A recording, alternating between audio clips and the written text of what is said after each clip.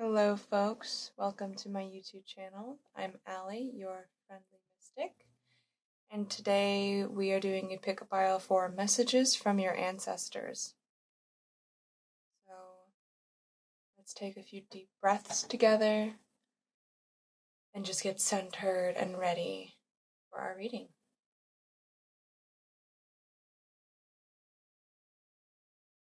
Breathe in.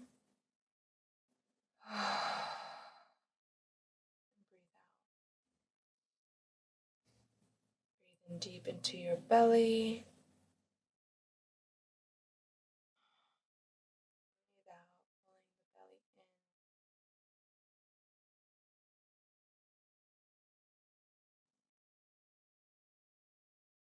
in. Ask that your ancestors step forward,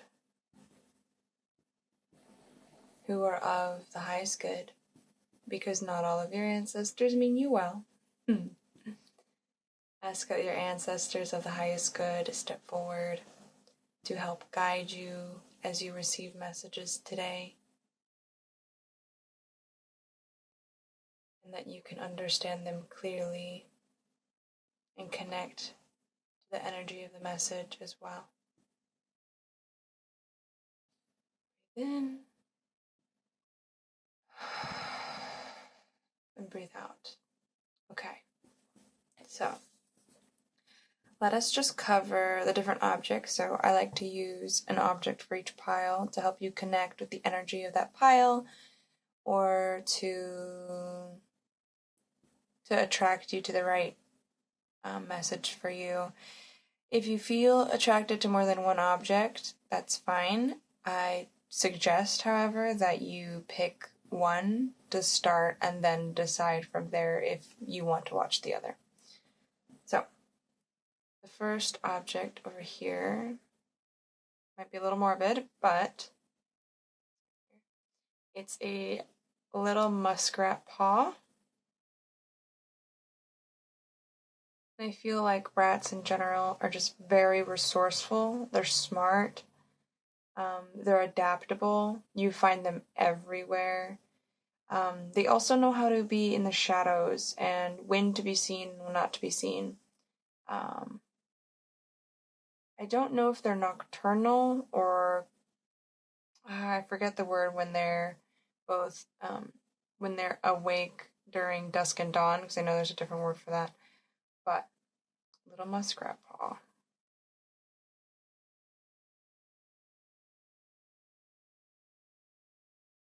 This is a seashell, just like a little conch, I suppose.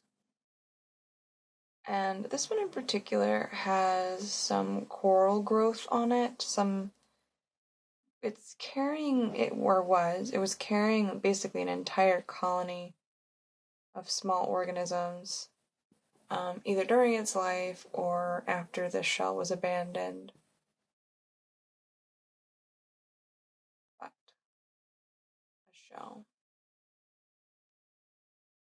And then last but not least, I think this might be mine, but a hagstone. And so this one's one of my favorite hagstones. I have a few that I've found over the years. This one just has such a clear, bright hole. It's right here, yeah, I think that's probably the best place. It's got a really, really clear hole in the middle. It's said that with hagstones that if you find one, you can use it for divination by going out, probably not somewhere you're familiar with, probably out in nature would be best. Take it up to your eye, you close your eyes, spin, and then through one eye, through the hagstone, look after you've spun when you feel it's right, and then look at the object, or what do you see through that small opening, and that is an omen for you to decipher. But small hagstone, it's smooth, it's brown. It feels like a worry stone too. It's got this little groove here. Definitely a river. I believe I found this at a river. I really don't remember. But it's been worn by water for sure. Very special little rock. I'm going to give you a moment to look at each pile.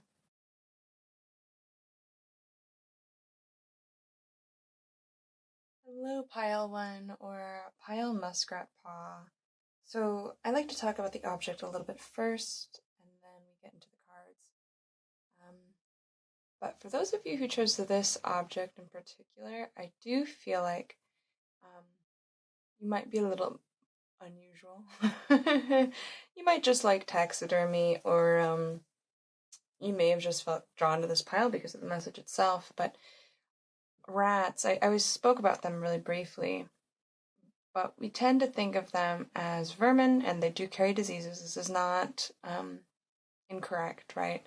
These are all meanings and messages that you can receive with the rat about, people who wish you ill, or there being something in your environment that carries, that might be carrying something toxic, whether that's emotionally toxic, physically toxic, or spiritually toxic, or illness born, right? But also making sure to understand that the rat itself is usually, as a creature, carries the wisdom of resourcefulness, cleverness, adaptability. Like, rats in and of themselves are just incredibly adaptable, and we find them all over the world. And so it's important not to completely demonize the rat, because yes, they can carry illnesses and they can carry diseases, but they're more of messengers to let you know something isn't quite right in your environment, because all they're doing is trying to survive, right? So perhaps there's someone in your life or a situation that's eating away at you, or carrying, bringing illness into your life, but it doesn't come unless there is a environment ripe for it to survive in. So let's say you have, very direct. I currently have a mouse problem, and I had to take precautions to basically get rid of the mice, and to be aware of how and when, or how they're interacting with my space. So, am I leaving food out? Am I not keeping a clean space? Am I leaving? Is it habitual? Not habitual. What's the word? Habitable. Is it somewhere they can habitate well? Like, am I leaving things out for them to use as nesting material? Where am I leaving gaps for them to squeeze in and to take from me? And so there might be a need to reinforce boundaries, and to make sure that energetically you're not leaving yourself prone to this energy, or to illness in your mind, body, space, spirit, But yes, and that will also require resourcefulness, and then willingness to adapt and change, and to move where you need to in order to survive. But that is the paw. I'm going to put that here. And then I have 3 different cards from 3 different decks. I have a deck called Messages from the Ancestors, which is going to be premium to the reading, right? I have an Ancient Feminine Wisdom card, which has a Greek goddess or heroine on it with a lesson or message. And then I have the Crow Tarot. So let's flip these over really quick, starting with the tarot. Wow. Whoa. Holy hell. Sorry. Lots, just to start out with, lots of major arcana, which tells me that whatever it is that you're going through is really major. Major arcana, right? The major arcana deal with the major life lessons that are coming through, and they're not energies. They're considered at least in my reading practice, they're energies that are not easily changed. And they're all in reverse. So I'm really wondering what it is that you're going through. I do see the Queen of Swords here and the Seven of Pentacles reversed, but let's keep looking. And then we have the Plant card with the verb seeding, Singer with voice, and then Inventor with ingenuity. This is giving the similar message to the muskrat paw of being able to be adaptable. So how can you change or alter or adapt or use your ingenuity to move with an environment? All right, and then the last card is, hold on, let's see if I can say that word on the top. Penthesilea. Someone, please don't come for me because I can't say it. But Amazon. So Amazon warrior, feminine energy. But let's look at these cards really briefly. We have the Devil in reverse, the Queen of Swords, the Hierophant in reverse, the Seven of Coins in reverse, and the High Priestess in reverse. There's a lot going on. There's something, I feel like you're nesting with something about nesting, something about, basically, I don't know if stockpiling is the right word, but there's a level of insecurity here, and there's like the colors themselves in this card, are very unsettling to me, and so I feel like this card is giving me a lot of anxiety for whatever reason, and there's something about like it's almost feeling like Four of Pentacles. The Four of Pentacles feels more secure than this. I'm wondering if you are stockpiling resources in some way, shape, or form, or you feel the need to. And there's a rationale behind it. I do think that there's a rationale behind it, but I feel like you may be having like a very... Because I like this Queen of Swords. She's, at least in the upright position, she's able to execute on plans and has a logic and a rationale for what she's doing, and it's logistically in the right direction or logistically sound, but it's trying to deal with this energy of anxiety around resources, or like, have I done enough? Have I gathered enough? And so it's almost like you're trying to resolve this issue with the mind. But let's talk about, and it's so strange to have the major arcana in like this formation where it's major arcana, minor arcana, major arcana, minor arcana, major. The High Priestess, the Devil, and the Hierophant in the middle. So let's talk about the Hierophant card. The central card is very meaningful in some way, shape, or form. It's either central to the reading, it's a central figure in the reading, but either way, there is the Hierophant itself tends to symbolize structures and teachings of religion, laws of the land, could be symbolic of a judge or a lawyer, or just the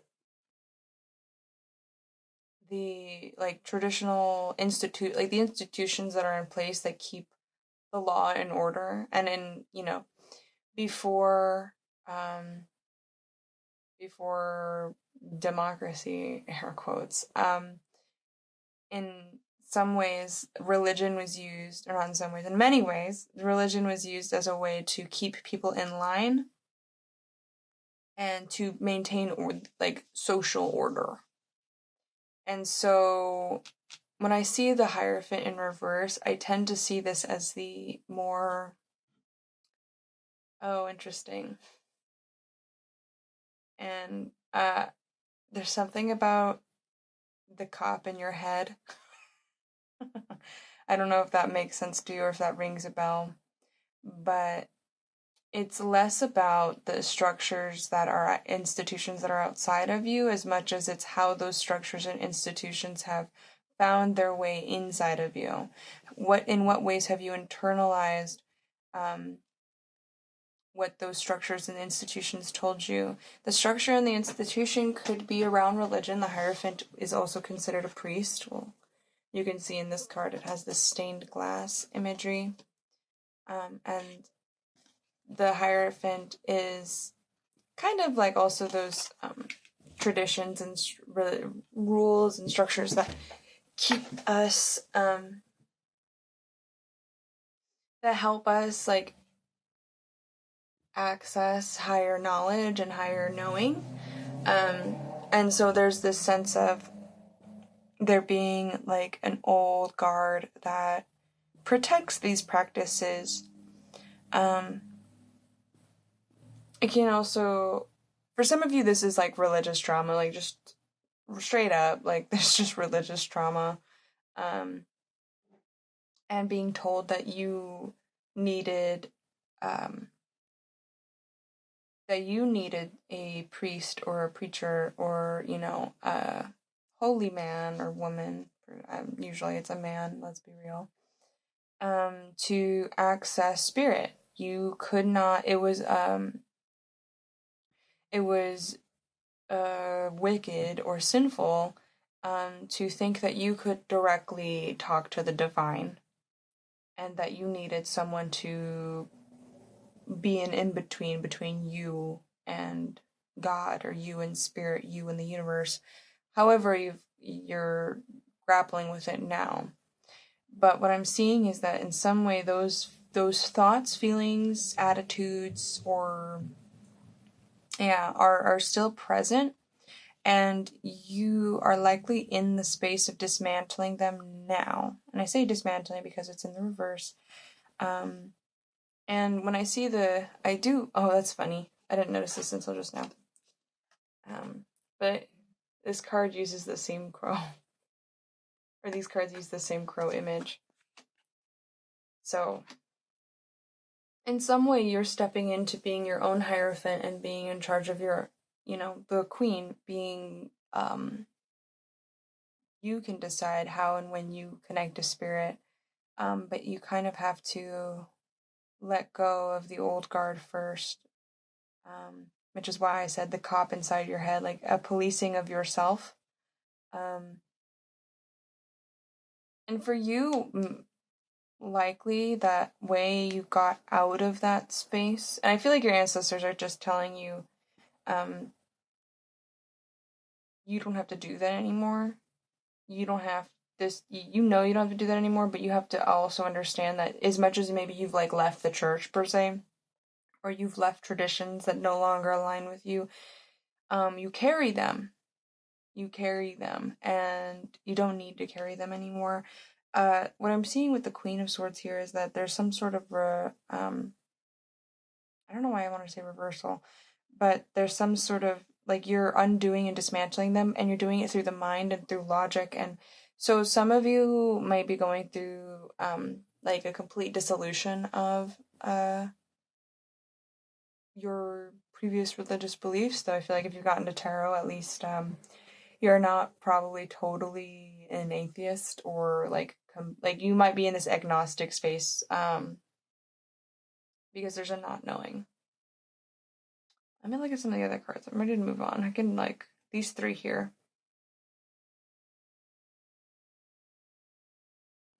So talk about the devil.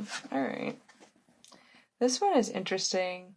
I enjoy that it's a crow holding a sparrow with the chain.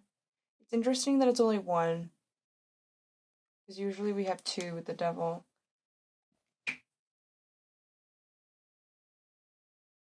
That's interesting. Okay, so I don't know if this is actually a sparrow per se, but I'm kind of reading it as such.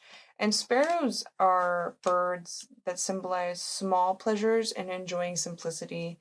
And so when you're able to do that, uh, there's like a balance energy of it. But there's like, oh, I wonder. Okay.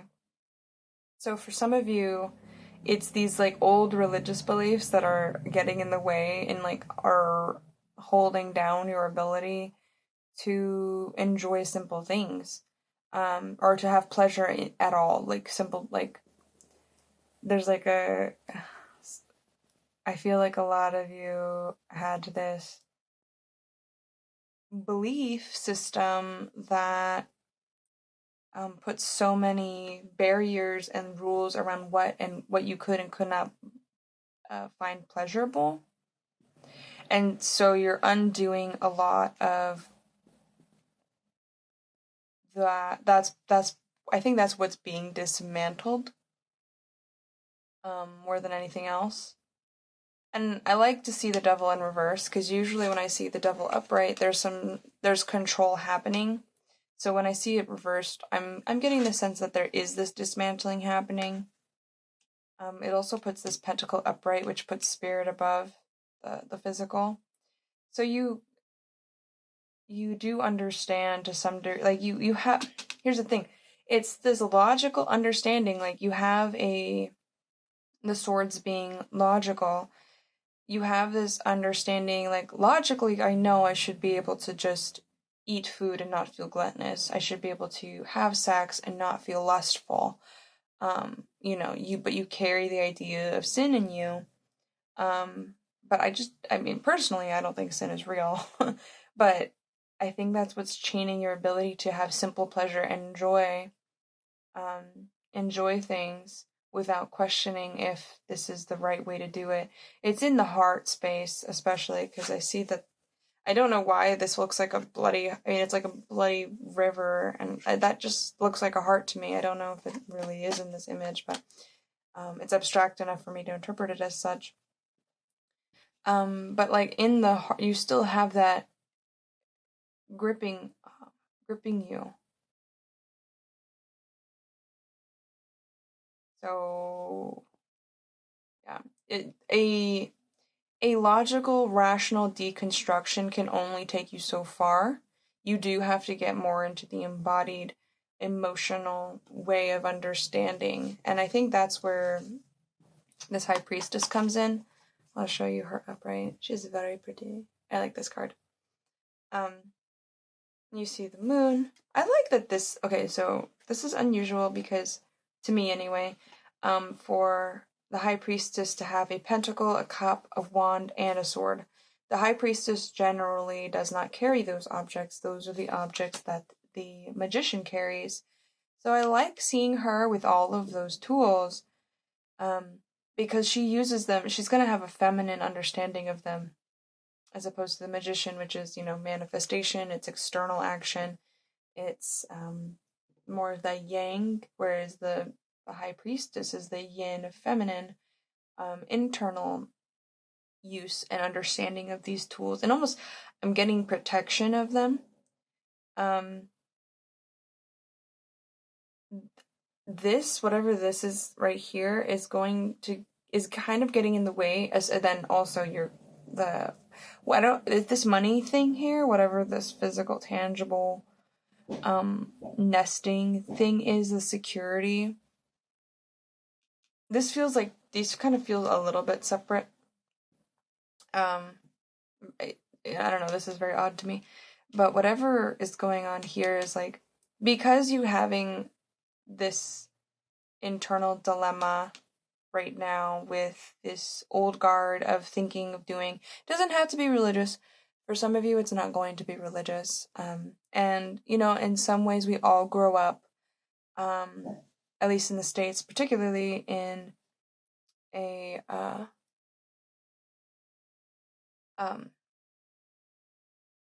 lost my train of thought. Oh, in a puritanical and Christian ideology, right? And that's baked into our culture And so for some of us, it's more pronounced as a religious trauma, and for others, it's more of the cop in your head. But that's getting in the way of your ability to use the tools for, I heard, inner healing work. And I think this is manifesting as this anxiety externally, to some degree. There's something guarded here as well. Guarded not in the same way as like the high priestess is she is like the keeper of a boundary between the veil. It's about accessing your intuition with trust and knowing and empowerment, versus what I'm seeing here, which is this anxiety around and guardedness out of fear, likely around your material being, and whatever it is that some of you are growing something, because the Seven of Pentacles relates to the labor of growing something and manifesting something physically. And there's like, did I plant the seeds right? Did I do this right? There's like a anxiety there, an unsettledness about it. But it could also be that for some of you, your nest is not a, okay, for some, oh God, there's so much. I haven't even gotten to these cards yet. Some of you, your nesting space is unhealthy inherently. And we're getting back to the muskrat. That something is eating at you and getting in the way of that secure feeling. I like seeing that you're at least empowered here, but there's something that needs to be, I think you already know there's something that needs to be done here. But the situation, whatever it is, whether it's imagined or like there's a perceived insecurity versus a like a tangible one, it's getting in the way of you feeling this secure knowing and trust in yourself, and also getting in the way of a healing process that's happening. That it's so weird to see the two of them together like that. The High Priestess and the Hierophant, they're kind of companion cards. Anyway, I'm going to move ahead because we need to talk about these cards. So we have plant seeding, which is, again, we're talking about the something you feel like you didn't seed properly. Some of you feel like you're growing, like you planted something that you don't want to grow anymore, but it's already like too late. That is for some of you. And then we have Singer in reverse. So there's this interesting that it happens underneath the Queen of Swords. The Swords is also about communication and talking, and so to see her in reverse, I wonder if it's just finding the voice, whereas like the Queen is also internally processing, and she nurtures that process. I wonder if the Singer in reverse is just a reflection of finding the voice within first before you can come out, because you're still dealing with a lot. And then I think the process out is to kind of have a adaptable mindset, and to imagine what is possible for you outside of this. Like, I think if you get in, especially because what's working right now seems to be your access to your mental state and mentality. I don't know if that's the mental plane. That's maybe a better way to say it. To use the imagination here to imagine what it would look like if you didn't have these things. And so when you use when you use the intelligence and the imagination to think of that, it will also bring about the feelings of what that would feel like if you experience it. The brain doesn't understand the difference between imagined and real experiences. So if you imagine it, then you can get the emotional feeling of what it would feel like to let these go, which helps you get embodied and in that sort of experiential way of healing that just the logic, rational thinking of it will never get you. I see this plant up right here is that for those of you who are afraid you planted the wrong seed, it's okay. It's okay. Whatever this growth is for you, this flourishing, don't worry about it too much. That's the mess. Like, I feel like this is a situation, and then the ancestors are saying, like, it's okay. What you're growing is going to flourish and be good. And I see so much. The green is really feeling healing for me. And it's a lot more. This is like, to this card here, whatever this anxiety is for you, you just have to trust that the time and effort you put in is going to pay out. And then with the singer, the inner voice, I think the way through that is just through the inventor energy, through the ingenuity, through the, how can I imagine a new world? How can I imagine a way out of this? How can I expand the way I'm thinking into a completely new world? And then when you get into that place, then you can start singing. Then you can sing that song. Let's look at the Ancient Feminine Wisdom card briefly. I'm actually going to read this one because this is an odd deck. But immediately I get warrior. I get like fierce feminine. I know it's not is it Artemis? No, it's not Artemis, right? It's literally it says Amazon on it. A little look.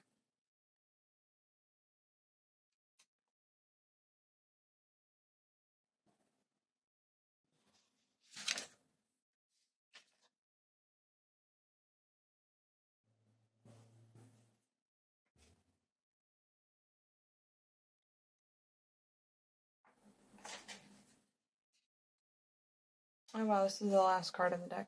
Okay. For you to look at. I really like the art of this card, this deck in particular, but the legendary Amazons were women warriors in an empowered matriarchal society. The Amazon embraces the qualities of strength, capability, earthy sensibility, and autonomy. One of the Amazon queens who embodied the autonomous spirit of the feminine was Penthesilea. It sounds like penicillin.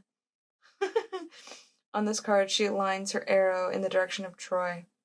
Penthesilea led the Amazons to Troy to battle against the Greeks, but was killed in combat. On a psychological level, Penthesilea is the feminine amalgam of strength and beauty, courage and tenderness, bravery and compassion. Her card encourages you to be brave and forthright. Align the arrows of desire in the direction you choose to go. The card implies a period of fighting for your rights and being a champion of the feminine in the world. The card supports your energetic spirit and fortifies your resolve in confrontations. The goddess protects heroines who fiercely defend their rights and look after their dependents. In the feminine psyche, the archetype of the Amazon reinforces your freedom and autonomy. Interesting. Yeah, I do think that for many of you, especially, like, this is kind of giving the Queen of Swords again, the sword is a protective tool. And it runs clear and true, and if you, the clarity of one sword to pierce through towards a goal or to pierce through towards an obstacle is very reminiscent of shooting an arrow. And the mastery it takes and the clarity of mind that it takes to do that. But also we often think of this protector role as inherently masculine. But it is not so. I do think it's funny. Sorry, I hate to point this out. It's funny that she has the bow string here, but she's pulling this. It don't make no sense. Completely an aside. Unrelated. I saw it and I couldn't not say it. But yes. Courage and bravery with beauty and tenderness. Yeah, you don't have to become the cop to protect yourself. With this fear here, though it's not nearly as potent as everything else that's going on for you, like internally. You can't let that be in control of this situation. Imagine the direction and then just take aim. And there's no need for fear in it. Anyway, that was your reading, pile 1. I have extended readings on my Patreon if you are interested. If this resonated with you and you'd like to get more depth on this reading, then you can go there. I should be linked in the description. If you're interested in having a private reading with me, you can go to my website, friendlymystic.com, and book a reading there. I also do astrological readings, tarot, oracle, all the stuff. But if you got what you needed out of this reading, please leave a comment, a like, subscribe if you want more. I'm really grateful for your presence here today and allowing me to read this spread for you. So thank you so much, Pile 1, Pile Muskrat Paw. Have a great day. Mwah! Love you. Hello, Pile 2, Pile Seashell. Let's look at the object to start with. So, it's a seashell. So we can talk about emotional waters. We can talk about the ocean, the collective unconscious. There it is. And what it means to retreat or to carry your home on your back. But I like to look at the object, and all of those things might apply. All of those things can help connect to your reading. But this one in particular has a growth of coral on its shell. And so this was not only was this the home of a single organism, and may have been the home of a hermit crab as it, sea snail or whatever, but it also carried on its back a community of an organism. And so for this one, I wonder if there is this sense of you carrying both your own family or your own home and your own individual security, and how that relates to you being a support for your community or being a pillar of the community. So for some of you, that is the message that's coming through with this shell. And of course, we can always talk about what it means to be in a shell, and it's much like the Cancer energy of the crab having a hard exterior to protect what's soft and tender on the inside. The same goes for a seashell, and there may be this need to develop or calcify, like on the outside. This is probably some calcium deposits. The exterior to protect what is delicate or sensitive, and so perhaps there's a need to create boundaries around parts of ourselves that need protection. Immediately, that just reminds me of needing to protect or create boundaries around my emotions or my feelings, my inner child specifically, so that there are parts of me that can withstand and protect me from certain kinds of treatment or energies or difficulty in my life or in the world, and that is there specifically to protect what is soft or tender or gentle, things that need protecting.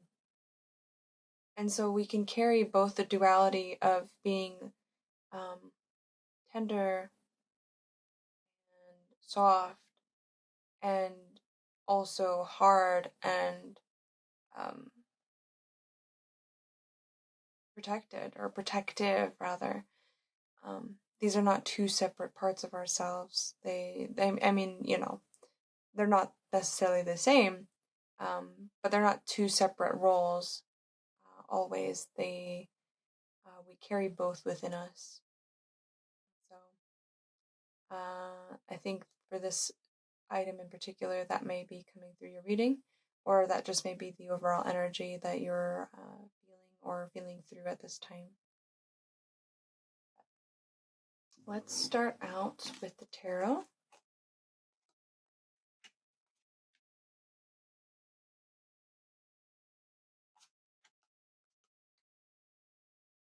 Interesting. So for you, I feel like there's lots of shift. There's a lot of shifting energy right now, and things are moving a lot. There might be this feeling of not having any, like not a leg to stand on per se, but like you're doing a balancing act, and so things are kind of up in the air. Again, this Knight of Wands is jumping through the air. We have the Wheel of Fortune in the reverse. So there might just be this feeling of things in upheaval and in shift. That's immediately what I get with this, especially since there's very little. With other readings, I consider the major arcana as like very unchangeable energy, things that are to come to pass, versus minor arcana, which is more of a temporary feeling or thing that comes into and out of being and passing, and you have more influence over the minor arcana. We have the Wheel of Fortune here, which is a card of change, so again, that just reinforcement of things in flux. And so I feel like with this Knight of Wands here, again, this is a card of moving ahead, moving forward, charging ahead, and I feel like you're in this unbalanced place right now with this Two of Pentacles here. So something about the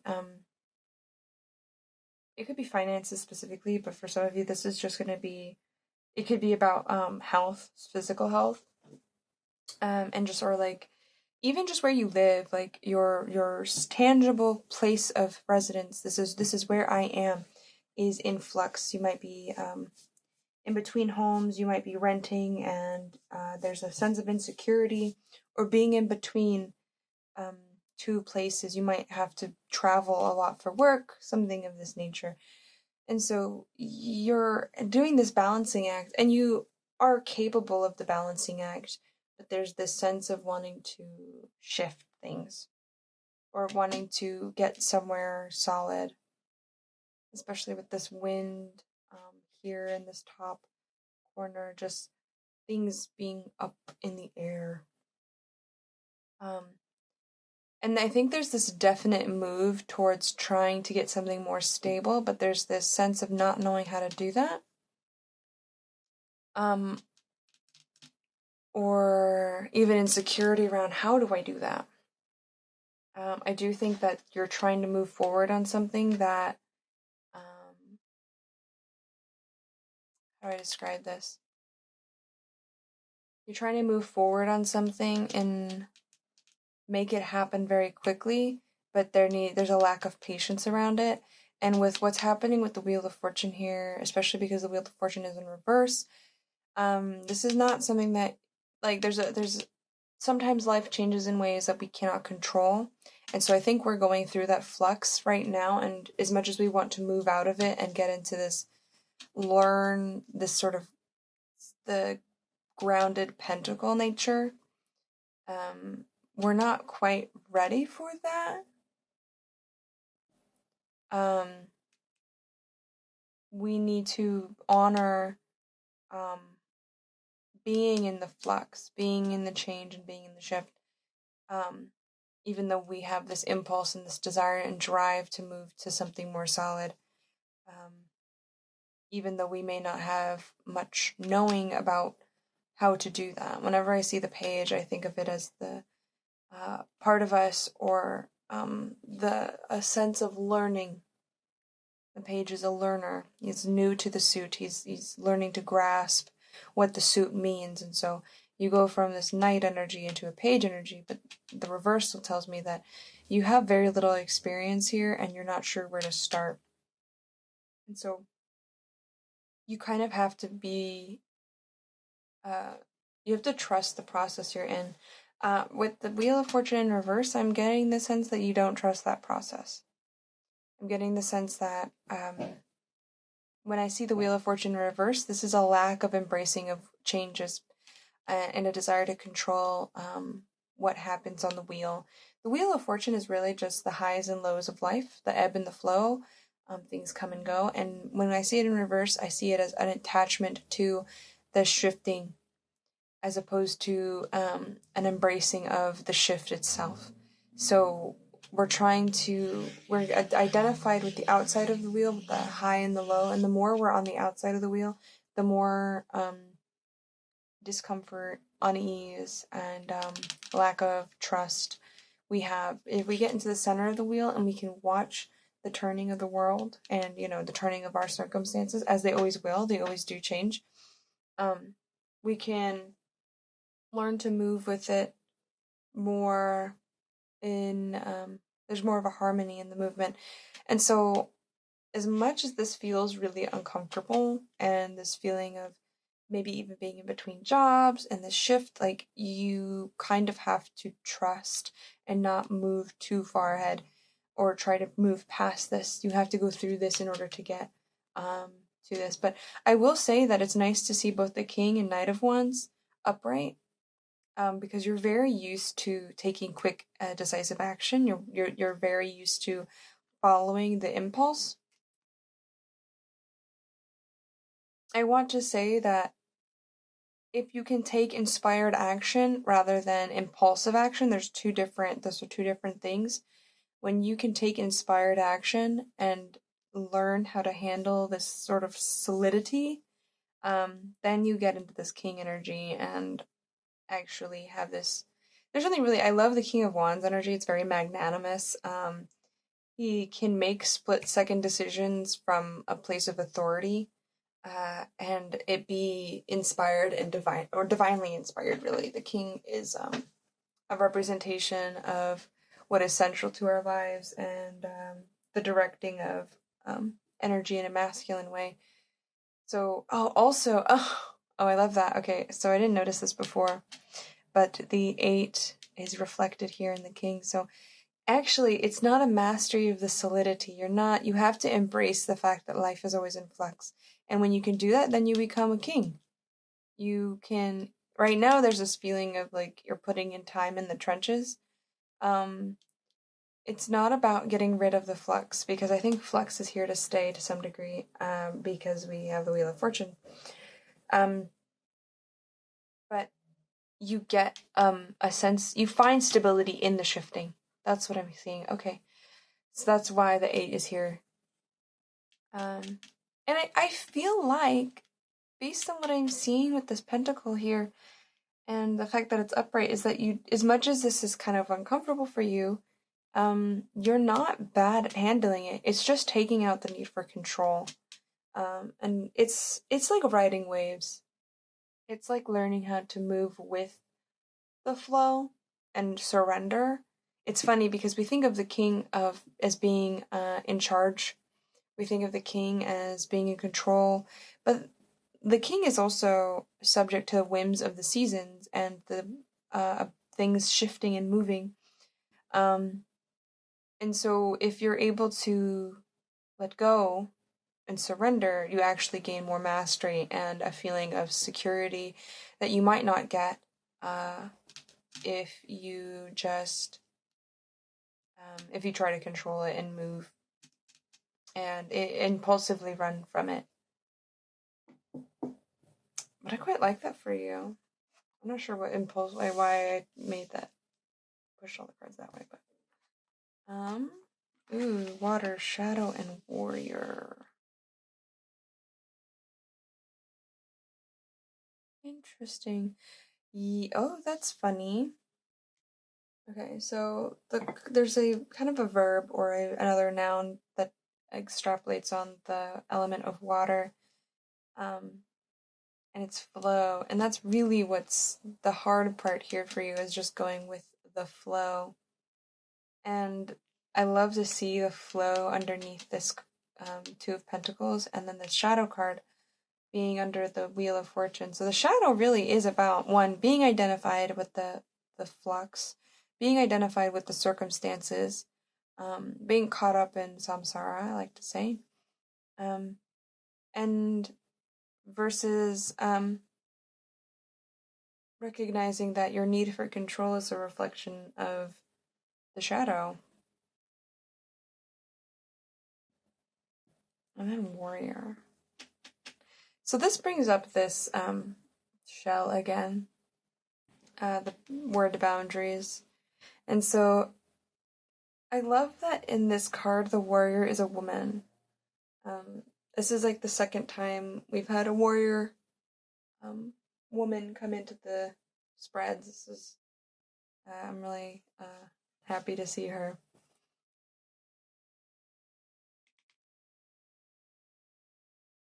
I'm trying to think. I might actually pull the book out for this one.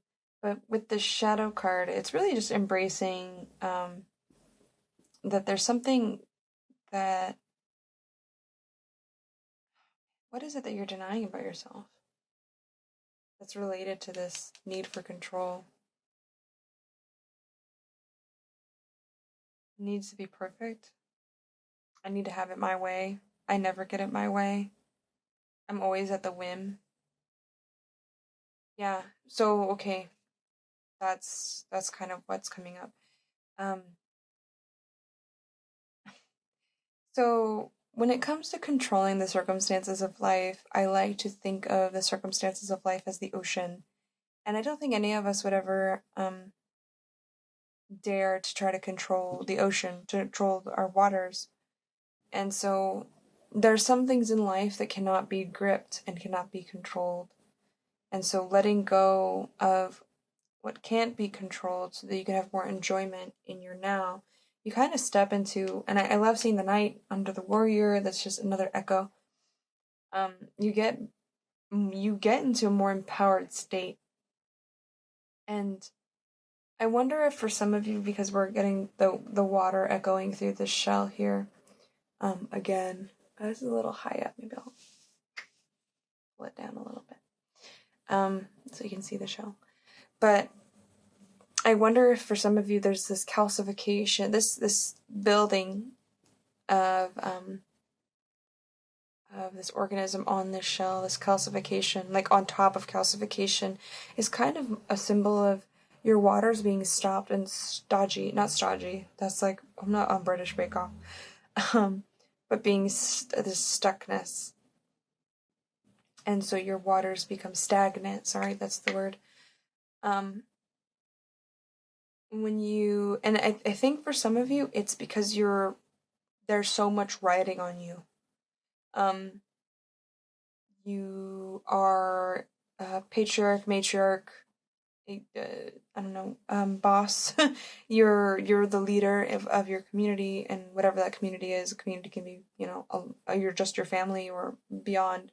But some of you are carrying a lot of burdens, whatever that is, or you feel like you have the eyes or people's expectations on you.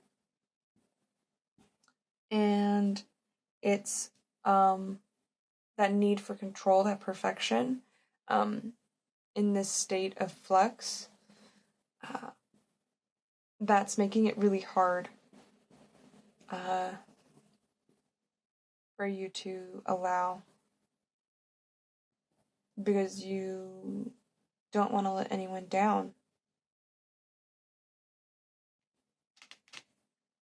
I think maybe for some of you this was coming up was that you feel like you should be more secure with whatever this Two of Pentacles is for you, whether it's like you're working on trying to bring something into the physical, or this is about being in between jobs. You feel like you need to be more on top of it. And so there's this like, I have to control it, but you have to surrender. And really, especially if it's about people's expectations of you, like you're like, no, this is not what it's supposed to be. I'm expected to be this. I'm not supposed to be in this state of flux. I'm supposed to like have my house, have my job, have my car, have my, it's very that. Maybe, and if you didn't have those expectations, like, would you really want all of those things? I mean, not to say that people don't want stability, but if you're able to find trust in the flux, then you can feel stable regardless of what your circumstances are or what they look like. Pythia. Pythia? Pythia. Pythia, thank you. Pythia. Prophecy. Interesting. That one's an interesting card to get here. I think because if you were in trust and in flow, you would already know. Pythia is able to access and receive messages and go into trance states. She goes with the flow of what. Sorry for that weird cut. Let's get back into the reading. But I was speaking on Pythia and her ability to surrender so that she can receive more information. She can receive, because she's able to empty herself and let go of what is. She can receive what divine wants to give to her. In her case, this is information. In your case, it may just be your path. But let's read what Pythia has for us.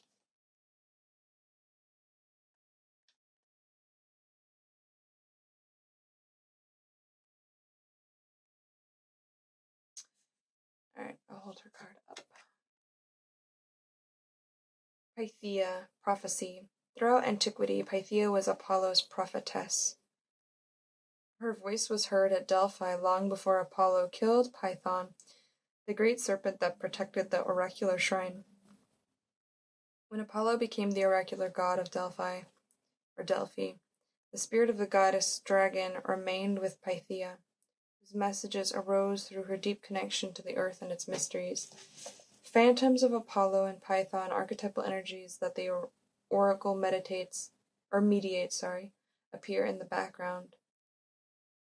Behind them are the pillars of Apollo's temple, where the god has inscribed the maxim, "Know thyself." Like the suppliants, who have asked the oracle their question, you must silently wait for the message of the divine. On some occasions, divine intention might be communicated spontaneously through signs and omens, or it may be revealed through an oracle. The cards suggest that a truth will be unveiled and a mystery revealed. Divination ascertains the will of the goddess and directs the individual to act in accordance with that will. Knowing the self means being attuned to the deeper feelings of the unconscious. Okay. But yes, being willing to wait and open to receive, as opposed to this need to know and need to control what will come.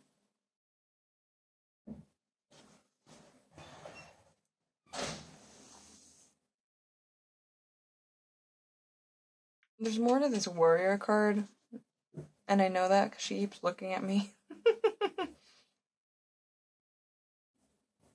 Okay. Well, also with the warrior is able to act in the moment without needing to know the full, a warrior does not know how the war or the battle is going to pan out over the course of it. The warrior needs to be able to respond within whatever the conflict is as it is happening. And the warrior is able to be present and fully there in the conflict in order to do that. So just being able to respond and also being confident in your ability. I think that you are, because the knight is upright. It's just, are you taking that action?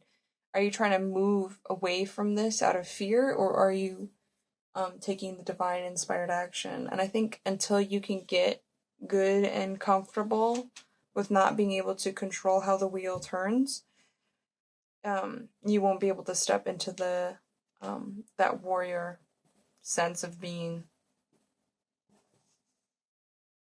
or coming to that mastery of being the King of Wands.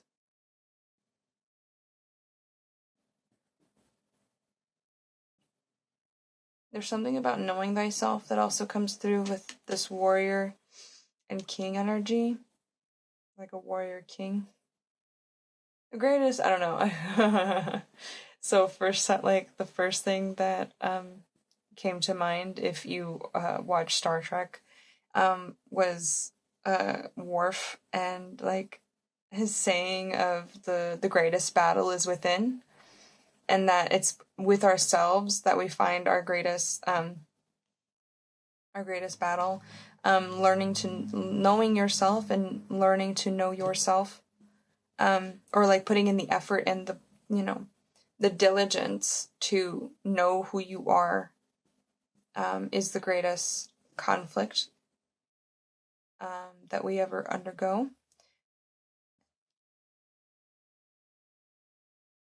And so you just kind of have to trust and put in the effort in that, and then trust that whatever comes your way is something that you can handle. Because there is no, like, I feel like, as much as, like, having enough, okay, yeah, for some of you, it's just the state of the world is giving you a lot of anxiety, you don't feel stable.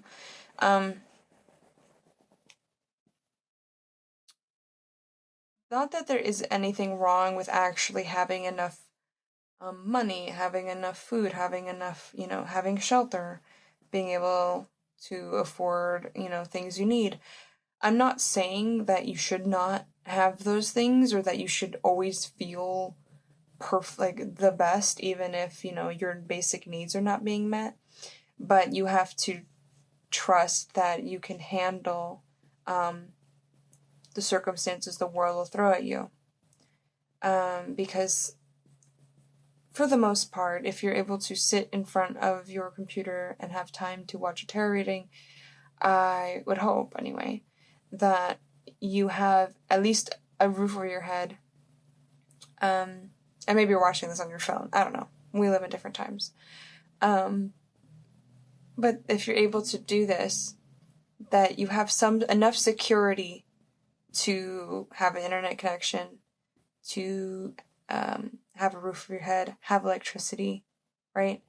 And so things are not going to be perfect. They're just not. It's not the state of the world. That's not the world we live in. So instead of trying to control everything around you, you have to trust yourself in order to navigate the ups and the downs, the highs and lows, and the turning of your circumstances. But I'm going to say that's it for this reading. There are extended readings on my Patreon, Pile 2, Pile Seashell. So if you would like more, you can go there to get more detailed information about what this spread was for you. Otherwise, if you'd like, I am available for private readings on my website, friendlymystic.com. And you can always like, share, comment on these videos to receive more, and also just to let me know if these resonated. I'd love to know that my readings reach you and that they're helpful for you. Anyway, I hope you have a wonderful day, Pile 2, and thank you so much for allowing me to read for you. Bye. Mwah. Hello, Pile 3. Pile Hagstone.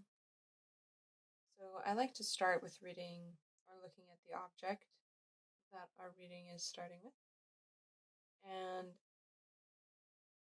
I believe I mentioned that the hagstone is used for divination. It's also, just geologically thinking of the formation of a hagstone, it's something that develops after being worn over time. It reminds me, and I think that's kind of where the word hag comes in. It's like the wisdom of you get when you are receiving your wrinkles, right? It's giving crone energy, the type of wisdom you have of being worn through time. And there may be something, the word Kronos came to mind, or the god Kronos, Saturn. And so, for some of you, this may be related to a Saturn return, or a Saturn transit that you're going through. And really, it's about the the things that we learn that come through experience, things that come over time, and it can even be time beyond this life, things you've learned over many lifetimes, and maybe now are only beginning to see the wrinkles of, per se. And I think with whatever this wisdom is, this time-based wisdom of being in the rhythms of withstanding experience over time,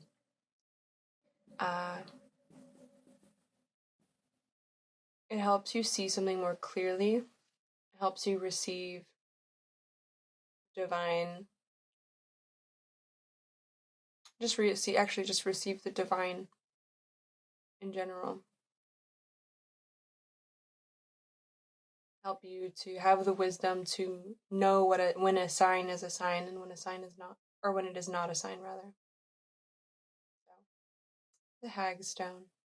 I quite really like this one. And then I almost forgot the shape of it being like a worry stone here. I wonder if for some of you there is some anxiety that either you're overcoming through the experience of time, or growing older, or if you will. Ooh.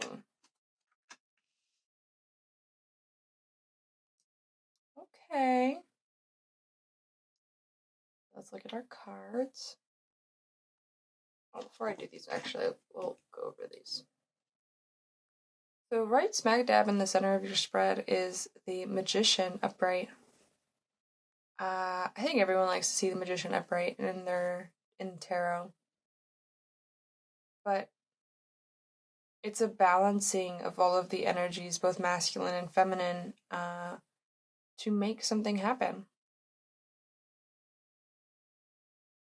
There's something mercurial and quick and changing about this. And so you're kind of at that point of like harnessing power that can be used towards a goal or towards an end. But right now because you're just harnessing this power, you're kind of at that spot of like,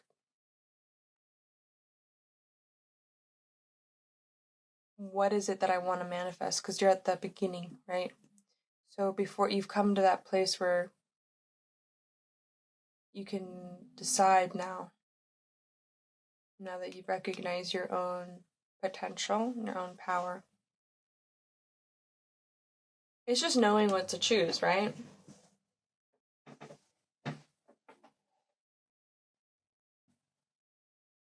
And then, let's go through all the cards. We have the Seven of Wands reversed, the Sun reversed, again the Magician, the Nine of Wands reversed, which is I think that overcoming of anxiety that we were talking about, and then the Two of Wands upright.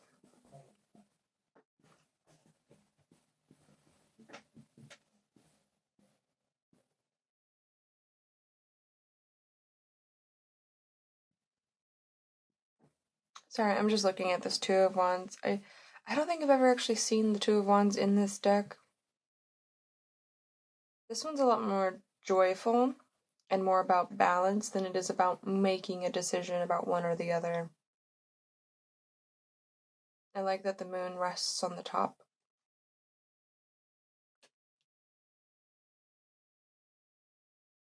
That's interesting. So usually for me, the Two of Cups is that primo relationship card. But I feel like there's some, like when you get over whatever this anxiety is, or this, it's kind of a dark night of the soul. I'll show you the upright version of this card. Whatever this dark night of the soul represents to you, a difficult time, a conflict. I mean, right here, there's the conflict happening between two individuals. I see that you get into a place of peace. You get beyond whatever this anxiety, anxious, difficulty bearing down on you is. And I think whatever that was leading to arguments, but I think you kind of come into this understanding of that it's you. Not that, like, okay, let me rephrase that because I already can feel like people are like, what? Or like, But what I'm trying to say is that you recognize that you were kind of making the problem up in your brain. The swords are all about thoughts, words, speech. It's very mental energy, and so to me, these are like all of these anxieties and thoughts about things that may go wrong.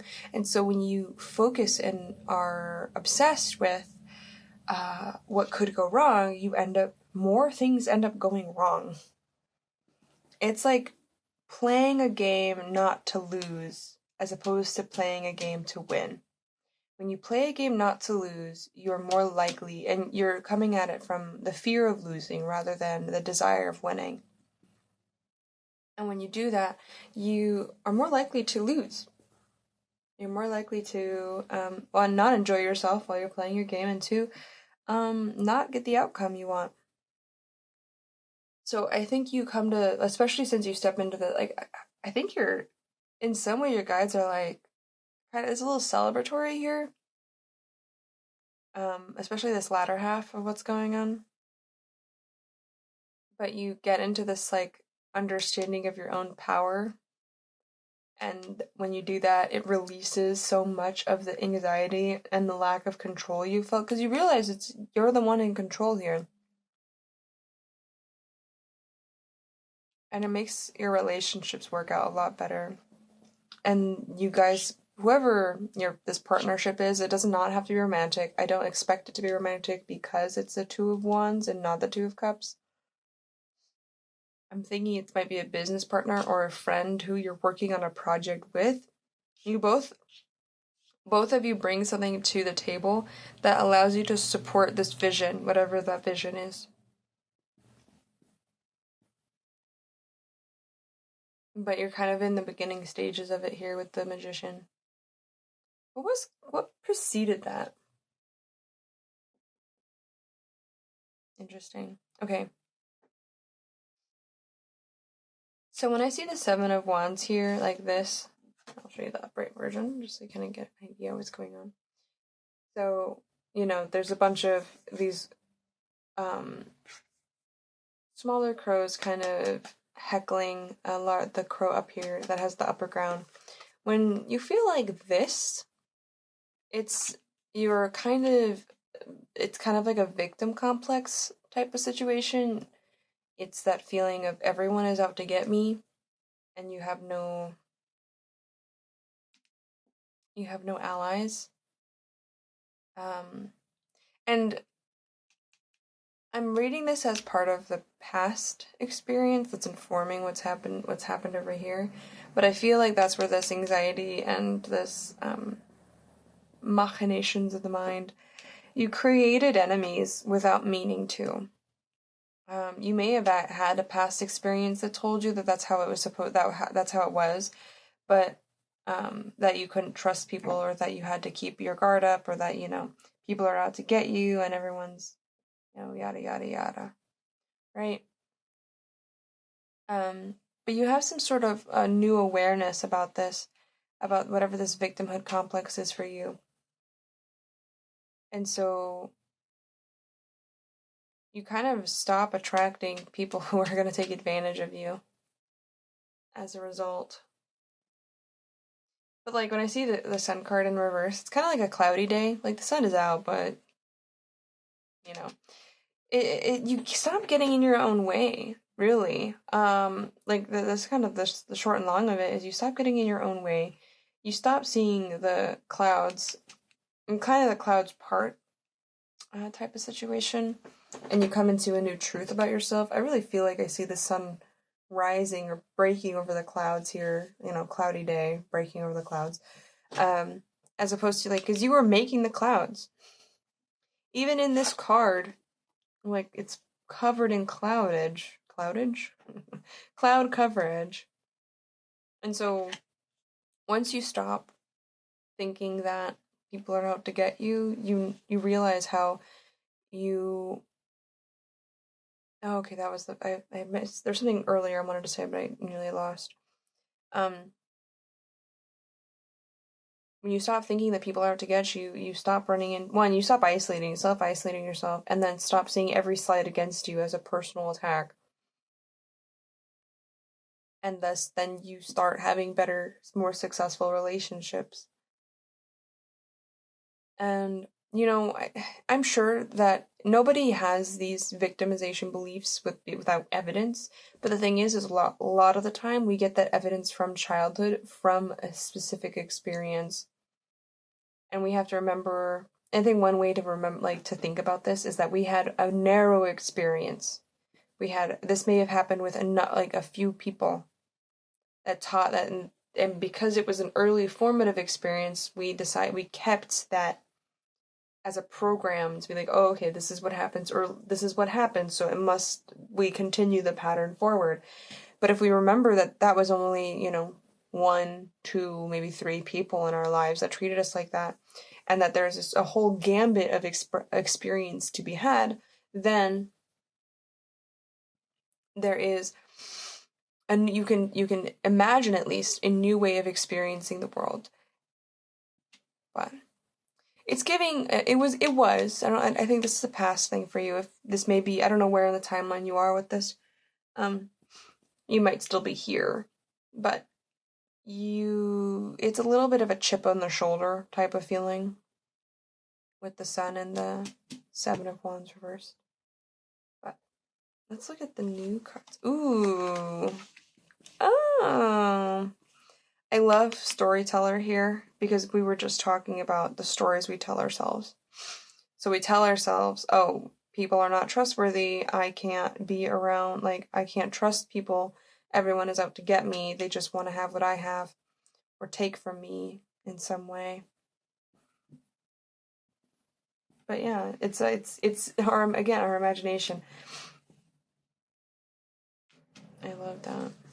So we have the communicator with messages, gardener, and storyteller. I think what I'm seeing here is that, particularly with these two cards, the gardener and the storyteller, is that we have to be very mindful of the stories we keep in our garden. We have to remember that whatever imagination we cultivate is what grows in our garden. So you reap what you sow, right? So if you're not mindful about what it is that you're actually putting into your mind, then I'm not actually move this here. What you're putting into your mind, or what stories are on repeat for you, then you end up cultivating something that you're not necessarily going to serve you. I love that in this card, the communicator card, we have a crow again.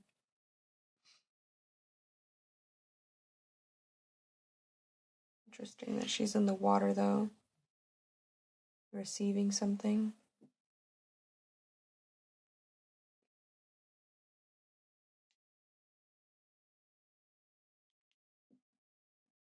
Who communicates with you? Okay. The other message around this communicator card, at least, besides one, I think there's one cooking.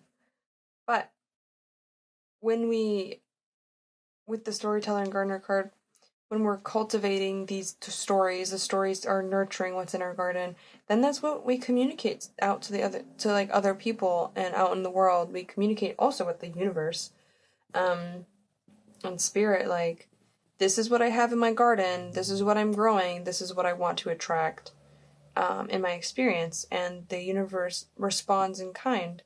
It's like, oh, this is your story about what life is, and so this is what we will grow. So remembering that, and I think because you have this magician here in this really empowered space in the spread, that you come to the understanding of how your stories influence what's in your garden.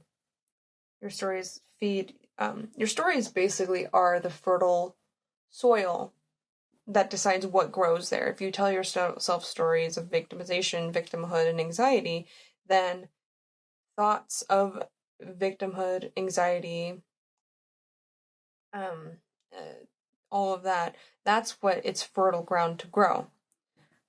But because you have this a new understanding, you're now learning to tell yourself a new story. You're learning to tell yourself a new story, and so the process that you used to get in your own way and to harm your relationships now is exactly what you're doing to, like, you realize it's a skill. You realize it's a skill that you can use. And so now you're having a better, a more direct and intentional line of communication with the universe. And so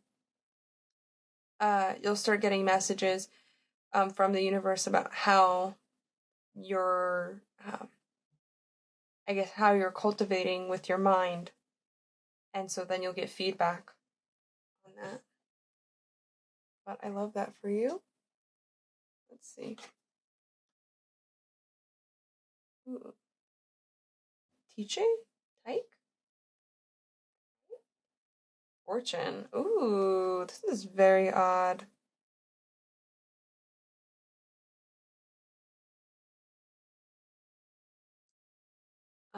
Hopefully they won't make me blur that out because they're technically nude and there is a nipple in there.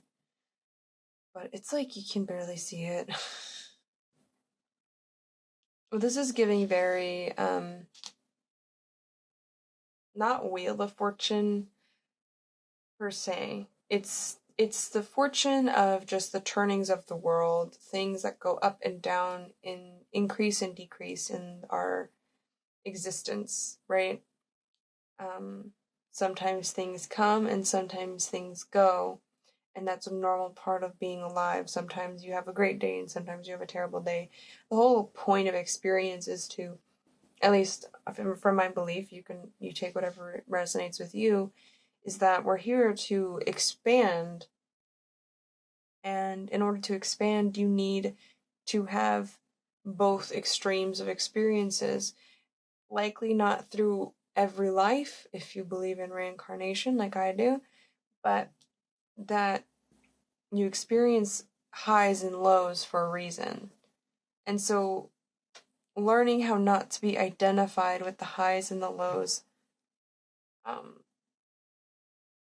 of experience helps you stay centered. But I'm going to read from the guidebook for this. And God, if someone knows how to pronounce Tiche? Taike? I don't know.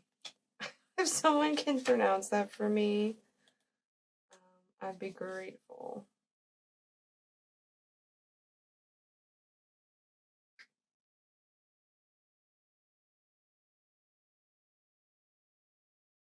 Alright, I'll just hold the card up and read. To the Greeks, Lady Luck is Taike, the goddess who bestows prosperity, wealth, and good fortune. Her cornucopia is filled with all the riches and resources we could ever want. To the Romans, she is Fortuna, the goddess who governs the unpredictable wheel of fortune. On this card, the zodiac is the wheel of life, where man comes to know his own fate through the changing seasons of chance. In Fortuna's hands, destiny may bring sudden fortune or a meteoric,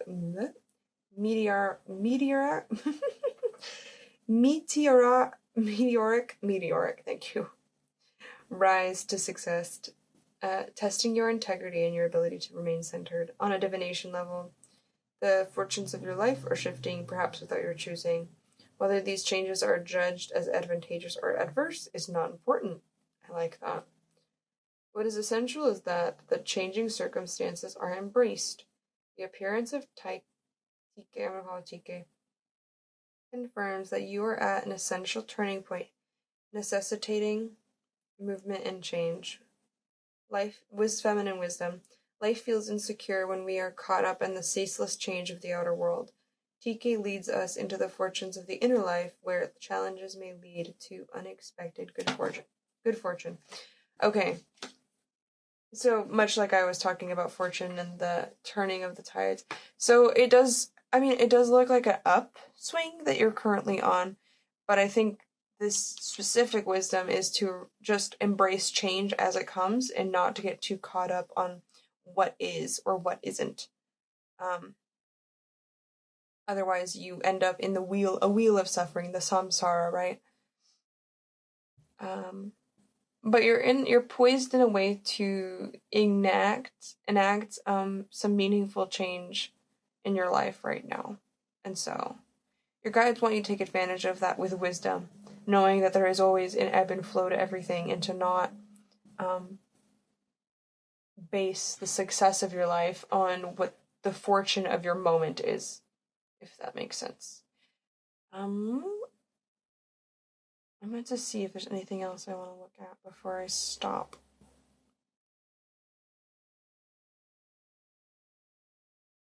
No, I don't think there is. Excited if you are on an upswing. That's really nice to see. We love to see it. I wonder what the thing is you're creating with this person is. What you feel inspired to create. Oh, okay. There's also a feeling of it's not either or anymore. It's not this sort of conflict base where it's you have to be. There's a sense of like I need to be the one in charge.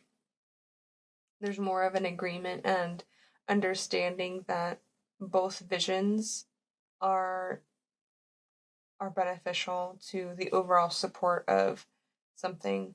There's less of a need for control. And that leads back into the fortune card of you can't always control the changing of tides in life, and to roll with the change as opposed to this need to control it with this anxiety of all of these things. You come out in a way that's a lot more balanced in general. The twos are often about balance.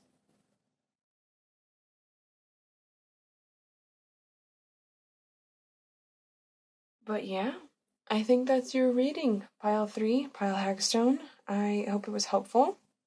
I have I'm going to be doing an extended reading of this spread on my Patreon, where I pull a few more cards and we read more in depth